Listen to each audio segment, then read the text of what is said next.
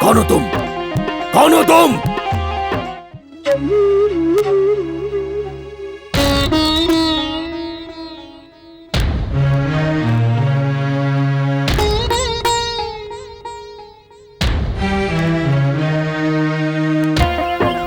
सोनी,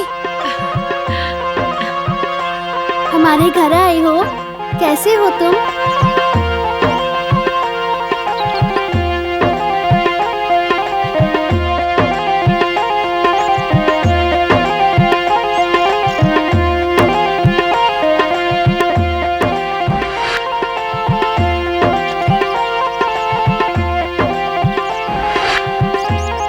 अब जाओ।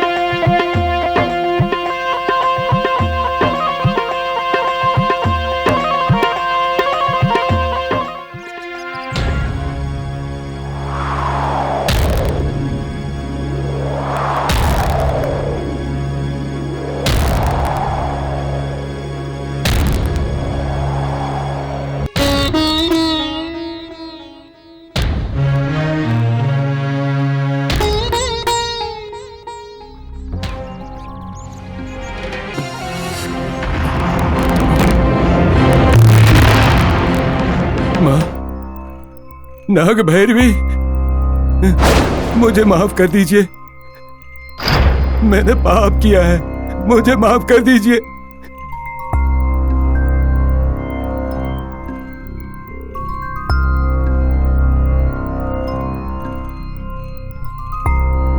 मुझे माफ कर दीजिए माँ, मुझे माफ कर दीजिए, मुझे माफ कर दीजिए। मैं आपके पैर पड़ता हूँ माँ, मुझे माफ कर दीजिए, माफ कर देना माँ।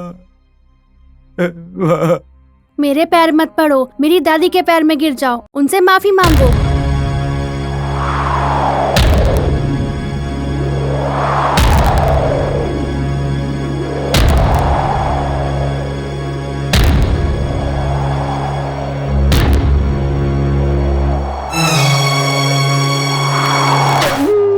नागराज को मारने वाले को वो कुछ नहीं करते। अरे रे, ये क्या?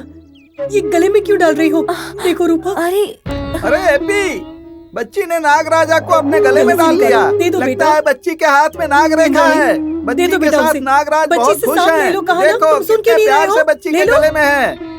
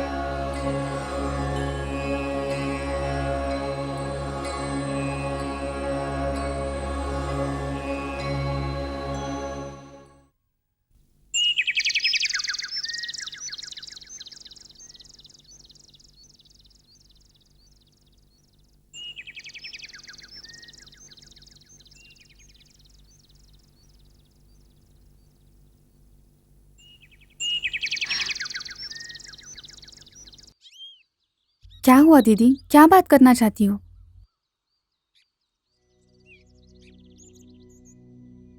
बोलो दीदी, क्या हुआ है? आप में से कोई भी मेरी फीलिंग समझ नहीं रहा है। तुम बोलोगी तब समझेंगे ना। माँ को बोला तो मजाक की तरह समझ के छोड़ दिया। हम ऐसे नहीं करेंगे। क्या है बताओ ना। हरी के साथ थोड़ी देर पहले चेस खेलने वाली सोनी नहीं है। फिर कौन है? ये तो कोई और है। क्या बोल रही हो भाभी, ऐसे कैसे हो सकता है? इंद्रानी ही चेस खेल रही थी ना। यही कंफ्यूजन है आपके और मेरे बीच। दीदी, आप कंफ्यूज होकर हमें भी कंफ्यूज कर रही है। बात क्या है? देखो मेरी बात सुनो। वहाँ सोनी की जगह किसी सांप को देखा था मैंने, और वहाँ पे एक बच्ची भी थी। सांप को और बच्ची को, दोनों को देखी ना? ये कोई मजाक नहीं है नीलू, मैं सच बोल रही हूँ। अरे मजाक नहीं है तो क्या है? कभी सांप बोलती हो, कभी बच्ची बोलती हो। क्या हुआ है आपको? आप ऐसा बर्ताव क्यों कर रही हैं? देखो मैं माँ की कसम खा के कहती हूँ, सोनी की कसम खा के कहती हूँ, मैं सच कह रही हूँ। मैंने सोनी की जगह वहाँ पे सांप को देखा है। एक सांप को देखा है। क्या हुआ नीलू? भाभी ऐसा बर्ताव क्यों कर रही हैं? दीदी को भी पंडित की बेटी की तरह स्किज़ोफ्रेनिया हुआ है शायद। किसी डॉक्टर को दिखाना पड़ेगा। हाँ, लगता है किसी डॉक्टर को दिखाना ही सही रहेगा।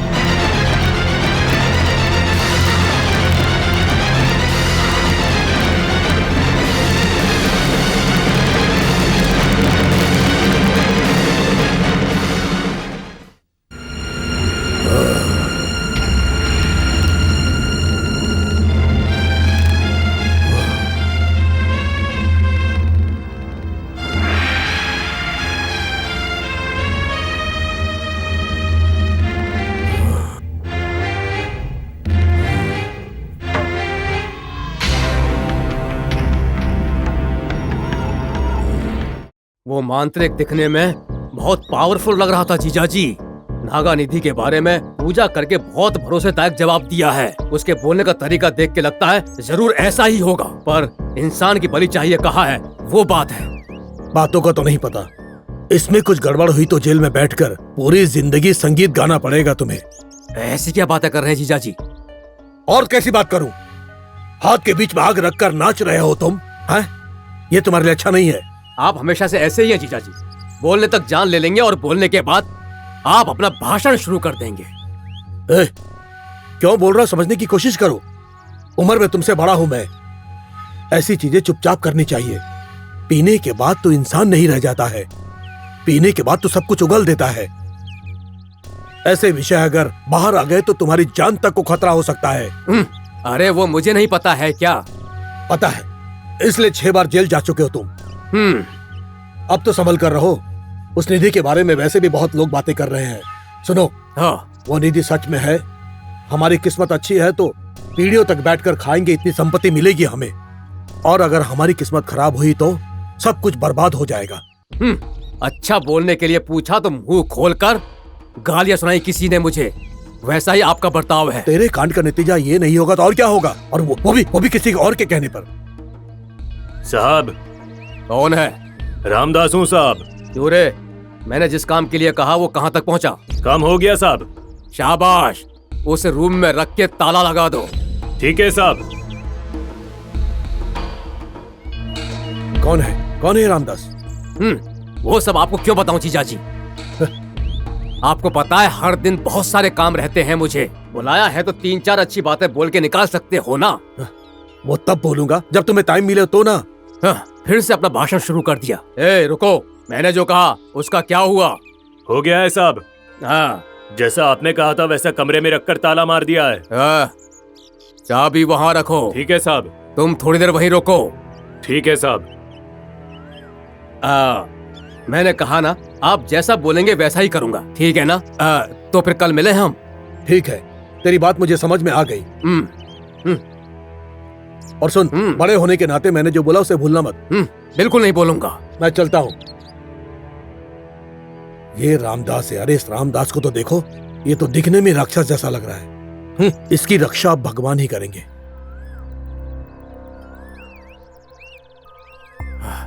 हे रामदास। हाँ साहब। उसे इतनी आसानी से कैसे उठा के लाए हो? ये रामदास सोचे तो कोई भी काम आसान हो जाता है साहब। शाबाश, तुझे बहुत अच्छा इनाम मिलेगा रामदास। ठीक है साहब।